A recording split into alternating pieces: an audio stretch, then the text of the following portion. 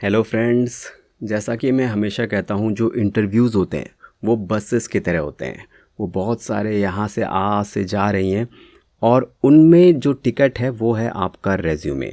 आपका रेज्यूमे आपको maximum interview call ला के देता है और उसी के बेसिस पे आपका सिलेक्शन होता है।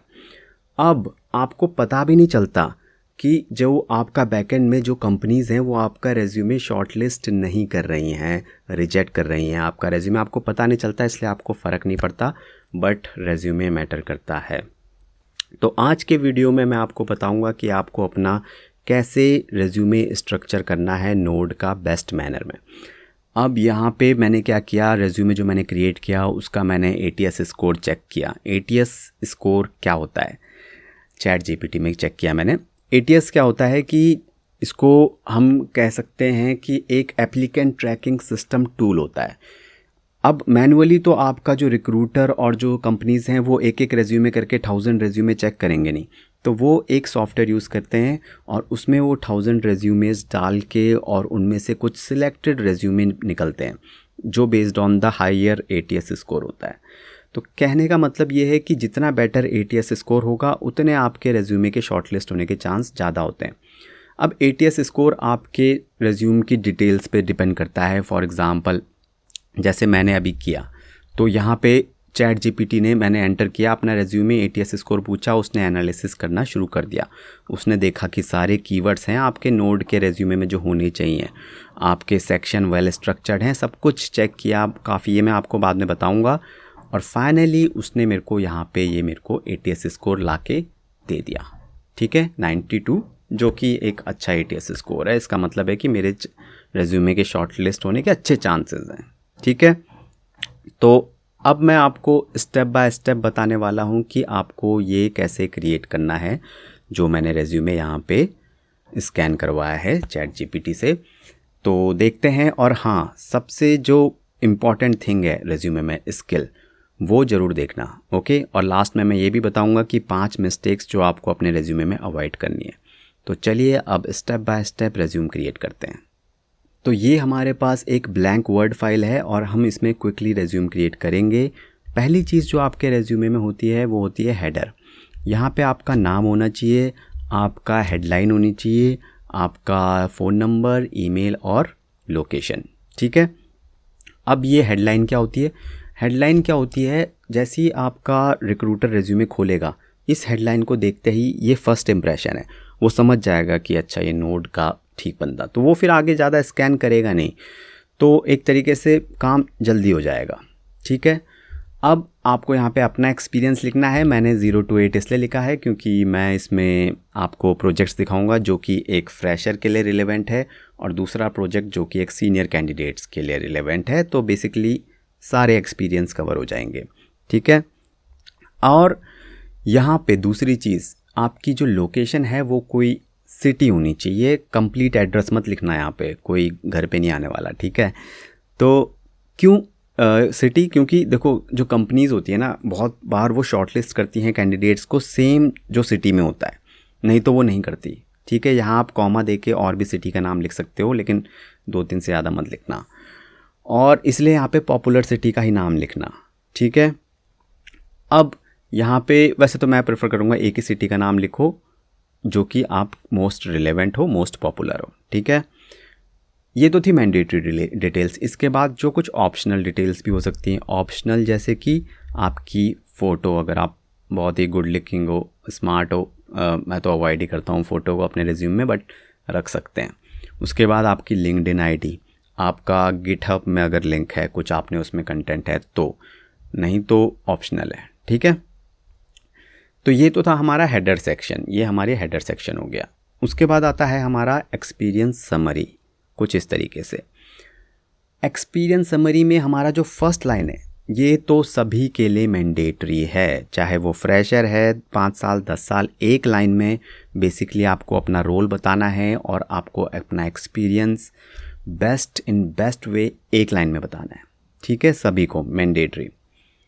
उसके बाद कुछ ऑप्शनल है, जैसे कि स्पेसिफिक अचीवमेंट्स ले सकते हो अब यहाँ पे, जैसे कि फॉर एग्ज़ाम्पल यहाँ पे माइक्रो सर्विसेज में काम किया तो अच्छा है, अचीवमेंट है। उसके बाद आपने API परफॉर्मेंस इम्प्रूवमेंट करी है, ऑप्टिमाइजेशन किया है, या फिर आपने क्लाउड डिप्लॉयमेंट किया है, तो या फिर आपने कुछ डोमेन नॉलेज है आपको ई-कॉमर्स, बैंकिंग, इंश्योरेंस की, तो ये क्या है, आपकी स्पेसिफिक अचीवमेंट है। यहाँ पे ऐसे बग फिक्सिंग और प्रोजेक्ट क्रिएटेड और वर्कड इन प्रोजेक्ट इस तरीके का नॉर्मल मत लिखना, ठीक है। ग्रेट। तो हाँ, अगर आपको लगता है कि आपकी रेज्यूम में समरी मैच नहीं कर रही है, तो मैंने कुछ टेम्पलेट्स क्रिएट करे हैं based on different experience level के, उनके बारे में मैं आपको लास्ट में बताऊंगा, आप वो भी यूज़ कर सकते हैं। एक्सपीरियंस समरी के बाद हमारा बहुत इंपॉर्टेंट चीज़ आता है, वो आता है work experience. Work experience basically आपके जो प्रोजेक्ट वगैरह हैं, ठीक है। बट इससे पहले सबसे ज़रूरी बात जो मैं हमेशा बताता हूँ, और वो ये कि वेट मत करना, ठीक है। बेस्ट रेज्यूमे के लिए वेट मत करना। अगर आपको नोड नहीं भी आता है तब भी टुडे आफ्टर दिस वीडियो अपना रेज्यूमे क्रिएट करना और उसे पोस्ट कर देना, ठीक है। बेस्ट एडवाइस है मेरी। देखो होता क्या है, जो आपने कॉलेज और स्कूल में एग्ज़ाम होते हैं, राइट, जब तक एग्ज़ाम शेड्यूल नहीं होते तब तक हम अपना बेस्ट लर्न नहीं कर पाते हैं, ठीक है। नहीं चीज़ें हो पाती हैं। जैसे ही इंटरव्यू शेड्यूल होगा, सेम आपका बेस्ट लर्निंग होगा, ठीक है। तो वेट मत करो, कहने का मतलब ये है, जस्ट पोस्ट योर रेज्यूमे और साइड में नोट सीखते रहो। लिख दो रेज्यूमे में कि नोट आता है, देखी जाएगी। वैसे भी जो चीज़ें इंटरव्यू आप मिस कर रहे हो वो किसी और को हायर कर रहे हैं, उनमें आप पहले ही रिजेक्ट हो रहे हो, तो क्यों करो, ठीक है। ऑलराइट, तो वर्क एक्सपीरियंस में सबसे पहले लिखना अपना लेटेस्ट प्रोजेक्ट। यहाँ पे अपना जॉब टाइटल, अपना कंपनी का नाम, अपना ड्यूरेशन, लोकेशन, सब कुछ, ठीक है। उसके बाद जॉब डिस्क्रिप्शन, जो भी आप अपना रोल्स एंड रिस्पॉन्सिबिलिटीज़ लिखोगे, एज एन अचीवमेंट सोच के लिखना कि मैंने अपने प्रोजेक्ट में क्या अचीव किया था। फॉर एग्ज़ाम्पल ये देखो, अब यहाँ पे आप ये लिखने की बजाय कि worked on A node project, आप लिखो कुछ इस तरीके से, designed and developed scalable micro services using node express handling 10,000 concurrent request. तो बढ़िया, सुनने में अच्छा लग रहा है ना। अगर आपके पास नंबर नहीं है, देखो ये चीज़ वही है, काम आपने नोड प्रोजेक्ट में ही किया है, बट इसको लिखा कुछ अच्छी तरीके से गया है। हाँ, मैं ये मानता हूँ कि ये थोड़ा सीनियर लेवल के लिए है ये प्रोजेक्ट, क्योंकि यहाँ पे हम परफॉर्मेंस इम्प्रूवमेंट और सिक्योरिटी, माइक्रो सर्विसेज, ये सब कुछ बड़ी बड़ी बातें कर रहे हैं, तो ये थोड़ा सीनियर लेवल के लिए है। बट अगर आपका जूनियर कम एक्सपीरियंस है, तो ये देखो प्रोजेक्ट डिटेल। यहाँ पे अगेन हम सिंपल नहीं बोल रहे हैं कि हमने नोड में काम किया है, हम और भी चीज़ें बता रहे हैं कि हमने MongoDB भी इम्प्लीमेंट किया था, या हमने यूनिट और इंटीग्रेशन टेस्टिंग परफॉर्म की है, माइक्रो सर्विसेज का अगर कुछ आइडिया है तो वो भी लिखा है। बेसिकली आपकी जो आपने स्किल्स मेंशन करोगे वो सब यहाँ पे आपने दिखाया है कि आपने इम्प्लीमेंट करी है, ठीक है, अच्छे तरीके से। बहुत ज़्यादा पॉइंट्स भी नहीं लिख देने हैं, और हाँ, कुछ ऐसा मत लिख देना जो आप एक्सप्लेन ना कर पाओ, क्योंकि अगर इंटरव्यूअर ने पूछ लिया और आप उसको नहीं बता पाए तो फिर दिक्कत हो जाएगी, ठीक है। इसके बाद आप अपना कुछ अगर फीचर्ड प्रोजेक्ट्स हैं, कुछ self initiated, freelance, open source, personal projects पे आपने काम किया है, तो वो भी आप लिख सकते हो। कोई लिंक है तो आप लिंक यहाँ पे प्रोवाइड कर सकते हो, ठीक है। बट ये ऑप्शनल है, अगर आपने नहीं किया है तो कोई बात नहीं, ओके। अब ये हो गया हमारे प्रोजेक्ट्स, ऑलराइट। इसके बाद आता है हमारा एजुकेशन में अगर तो आप एक्सपीरियंस्ड हो तो यहाँ पे आपकी ग्रेजुएशन, पोस्ट ग्रेड लिखो बस, और अगर आप यहाँ पे फ्रेशर हो तो यहाँ पे फिर इंसर्ट कर लो रोज़, और अपना 10th और 12th का भी यहाँ पे एंट्री करना, ठीक है। उसके बाद आप लिखना अपनी सर्टिफिकेशन, अगर आपने कोई करा है या फिर कोई ट्रेनिंग करी है, बट बहुत ज़्यादा ट्रेनिंग्स मत लिखना। बेटर ये रहेगा कि आपका जो इंटर्नशिप या ट्रेनिंग में जो प्रोजेक्ट्स हैं उनको यहाँ वर्क एक्सपीरियंस के अंदर लिखो, वो इम्प्रेसिव होता है। एजुकेशन, क्योंकि ट्रेनिंग्स एक एजुकेशन ही है, और हमें पता है कि एजुकेशन में किस तरीके से हम चीज़ों को एज रिस्पॉन्सिबल नहीं करते, मतलब ये क्लियर है, ठीक है। इंटरव्यूअर ऐसे ही सोचता है। उसके बाद आपकी आती हैं अचीवमेंट्स, यहाँ पे आपने कुछ ओपन सोर्स क्रिएट किया है, कहीं पे आपने टेक स्पीक कर रहे हो, परफॉर्मेंस इम्प्रूवमेंट पे कुछ काम किया है, मेंटोर किया है। तो इन शॉर्ट जो आपका रेज्यूमे है वो आपकी अचीवमेंट्स होता है, आपने प्रोजेक्ट में क्या क्या अचीव किया था जो मैंने ऊपर बताया, उसके बाद आपने अपने कॉलेज में क्या अचीव किया, और इन दोनों के अलावा, प्रोजेक्ट और कॉलेज के अलावा जो आपने एजुकेशन में अचीव किया, वो सब आप यहाँ लिख सकते हो, जो भी रह जाएगा। ठीक है, क्लियर है। और फिर लास्ट में हाँ, आप अपनी एडिशनल इन्फॉर्मेशन, अगर आप इमीडिएटली अवेलेबल हो, अच्छी बात है, और ओपन टू ऑल लोकेशन हो, तो ये आप इंटरव्यूअर इसको देख के भी इम्प्रेस हो सकता है कि हाँ जल्दी से बंदा ज्वाइन कर लेगा, तो लिख सकते हो। बट अगर आप नहीं हो, नोटिस पीरियड है लंबा, और अगर ओपन टू लोकेशन भी नहीं हो, तो फिर इसको एडिशनल इन्फॉर्मेशन को रहने दो, वो बाद में देखी जाएगी, ऑप्शनल है, हटा देना। ठीक है, अब आती है सबसे मोस्ट इम्पॉर्टेंट चीज़ रेज्यूमे की, और वो है हमारी स्किल्स।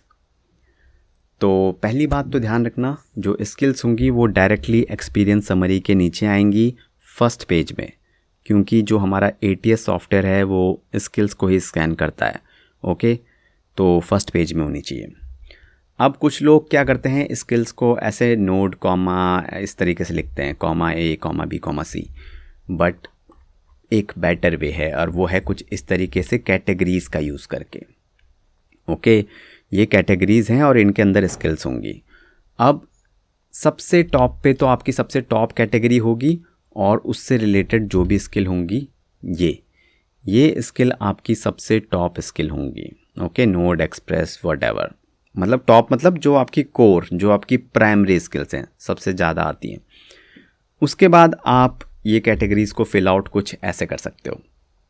अब डरने की ज़रूरत नहीं है, ये बेसिकली मैंने क्या किया है, नोड की से रिलेटेड जितनी भी स्किल्स यूज़ होती हैं सबको यहाँ पे लिख दिया है।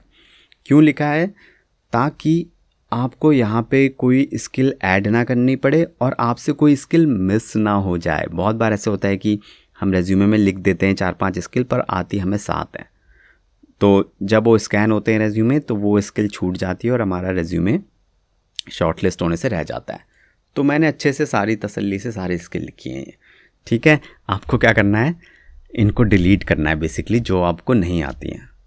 क्यों डिलीट करना है? क्योंकि अगर आपसे इंटरव्यूअर ने पूछ लिया तो अगेन फिर वो अच्छी बात नहीं है, अगर आप नहीं एक्सप्लेन कर पाएँ। ठीक है, तो ये तो था हमारा स्किल्स और ये था हमारा पूरा का पूरा रेज्यूमे, आप समझ गए होंगे। Remember, winners never quit and quitters never win. If you have not accepted my never give up challenge, do it now. Once you crack interview, share your story like these candidates. Comment never give up to accept the challenge now. अब इसके बाद आती हैं 5 mistakes जो आपको अपने resume में से अवॉइड करनी है। तो 5 मिस्टेक कौन सी हैं जो आपको अपने रेज्यूम से अवॉइड करनी है? पहली मिस्टेक, 2 पेज से ज़्यादा का रेज्यूमे मत बनाना। कोई पढ़ने वाला नहीं है 3-4 पेज का रेज्यूमे। 2 पेज का बनाओगे तो इंटरव्यूअर चांसेस हैं कि उसे अच्छे से पढ़ ले, नहीं तो फ़ायदा नहीं। बहुत सारे प्रोजेक्ट्स हैं तो जो लेटेस्ट प्रोजेक्ट है उसको अच्छे से बताना, जो पुराने प्रोजेक्ट्स हैं उनको कोई नहीं पढ़ने वाला, ठीक है, उनको नहीं होते इतने इम्पॉर्टेंट। उसके बाद बहुत ज़्यादा लंबे लंबे पैराग्राफ्स मत लिखना, बुलेट पॉइंट्स में लिखना जैसे मैंने लिखे हुए हैं। तीसरा पॉइंट, पर्सनल इन्फॉर्मेशन मत डालना, age, marital status, sex, full home address, nationality, no. 4th point है कि फैंसी फॉन्ट्स का इस्तेमाल मत करना। जैसा आप देख रहे हो मैंने यहाँ पे जो है बहुत ही एक लाइट ब्लू कलर लिया है और एक लाइट ब्लैक कलर लिया है और कोई कलर नहीं है। आप भी ऐसा ही करना। बहुत ज़्यादा कलर करोगे वो फिर वो रीडेबिलिटी की प्रॉब्लम हो जाती है, रीड नहीं होता अच्छे से रेज्यूमे और फिर कोई फ़ायदा नहीं है। ठीक है, छोटी छोटी चीज़ें होती हैं रेज्यूमे में जिसकी वजह से हमारे रिजेक्शन हो जाते हैं रेज्यूमे के। ठीक है, ग्रेट। तो अब आप जानते हो। और 5वां पॉइंट कि अपना रेज्यूमे पोस्ट ज़रूर कर देना, नहीं तो, और अपडेट करना हर वीक, नहीं तो कोई फ़ायदा नहीं है। ओके, इन सब रेज्यूम बनाने का, कुछ भी पढ़ने का कोई फ़ायदा नहीं है। तो अब आपको पता है कि अपना रेज्यूमे कैसे स्ट्रक्चर करना है, और आप या तो अपने लिए खुद बना सकते हो अपना रेज्यूमे और उसको पोस्ट करो, और अगर आप अपना टाइम वेस्ट नहीं करना चाहते हो ये फॉर्मेटिंग में, राइटिंग में, तो मैंने आपके लिए रेज्यूमे बनाए हैं 3 प्रोफेशनली, जो कि आपके ATS फ्रेंडली रेज्यूमे टेम्पलेट्स हैं, वो मैंने आपके लिए क्रिएट किए हैं। तो जैसे कि 0 to 1 एक्सपीरियंस है, तो ये रेज्यूम टेम्पलेट जिसमें जो आपकी प्रोजेक्ट डिटेल्स मैंने लिखी हैं वो थोड़ा सिंपल है, थोड़ा रिलेटेड होंगे आपके। फिर जो 1 to 4 ईयर्स एक्सपीरियंस है उसके लिए दूसरा रेज्यूम टेम्पलेट क्रिएट किया है जिसमें थोड़ा परफॉर्मेंस की बात करी है। और तीसरा 4+ ईयर्स ऑफ एक्सपीरियंस है, तो फोकस यहाँ पे हमारा किस पे है, थोड़ा डिज़ाइनिंग पे रहेगा, लीडिंग पे रहेगा। तो ठीक है, तो जैसा कि मैंने बताया कि अगर आप इंटरव्यूज़ की अपॉर्चुनिटीज़ को मिस नहीं करना चाहते हो तो ये जो रेज्यूम टेम्पलेट्स है इनका लिंक मैंने डिस्क्रिप्शन में दे दिया है। प्रोफेशनली क्राफ्टेड हैं, ATS फ्रेंडली हैं, आप इनको ट्राई कर सकते हैं। देखो, आज नहीं तो कल आपका सिलेक्शन हो ही जाएगा किसी ना किसी कंपनी में, बट मेरा मोटो ये है कि आपका जो सिलेक्शन हो वो बेस्ट पॉसिबल कंपनी में होना चाहिए और बेस्ट पैकेज पे होना चाहिए। उसके लिए आपको क्या करना है, रिज्यूमे अच्छा चाहिए, क्योंकि आपको मोर इंटरव्यू कॉल्स चाहिए, ये सबसे इम्पॉर्टेंट है। मोर इंटरव्यू कॉल्स रिज्यूमे से आएंगी, तो ग्रेट। और हाँ, मैंने यहाँ पे एक बूट कैम्प भी है जिसमें मैंने सारे नोड के इंटरव्यू क्वेश्चंस और रेज्यूमे टेम्पलेट और भी जितना भी कुछ नोड में पॉसिबल है इंटरव्यू प्रिपरेशन में, वो सब इस बूट कैंप में दिया है। उसका भी लिंक मैंने डिस्क्रिप्शन में दे दिया है। ठीक है, finally all the best from my side for your career and for your interviews.